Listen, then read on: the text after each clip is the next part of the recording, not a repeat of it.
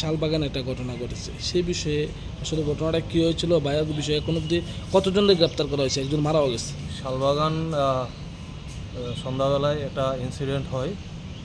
দুজন লোক একটা লোকের সাথে ঝগড়া বাঁধে এবং সেই ঝগড়াকে কেন্দ্র করে ওর গায়ে ধারালো অস্ত্র দিয়ে একটা কূপ মারে, যেটাতে ও গুরুতর আহত হয়। সঙ্গে সঙ্গে আমাদের পুলিশের কাছে খবর আসলে আমরা পুলিশের গাড়ি দিয়ে প্রথমত যিনি ইনজুর্ড হয়েছেন ওনাকে হসপিটাল শিফট করি, জিবি হসপিটালে, এবং পরবর্তী সময় ওই দুইজনকে এলাকার কিছু লোক মিলে ওনাকে ম্যানহ্যান্ডেল করেন। সঙ্গে সঙ্গে আমরাও ওনাকে হসপিটালে শিফট করি। হসপিটালে চিকিৎসাগত অবস্থায় লাস্ট নাইটে তার মধ্যে একজন মারা যায়, ওনার নাম রাকেশ দেবনাথ।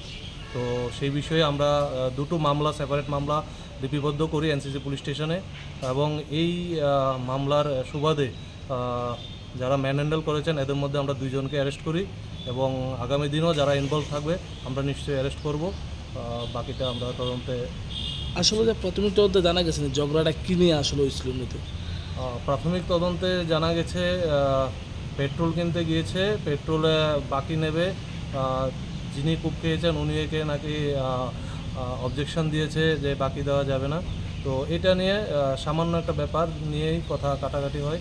তো সেটাও আমরা দেখছি কোন দোকান থেকে পেট্রোল কিনতে গিয়েছিল, কী কিনতে গিয়েছিল।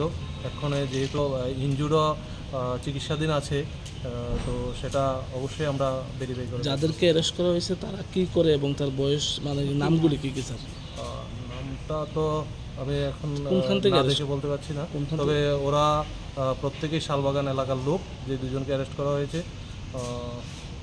ওদের বয়স অনুমান 38-40 হবে, 40-42। তো ওদেরকে আজকে আমরা কোর্টে প্রেজেন্ট করবো। Thank you.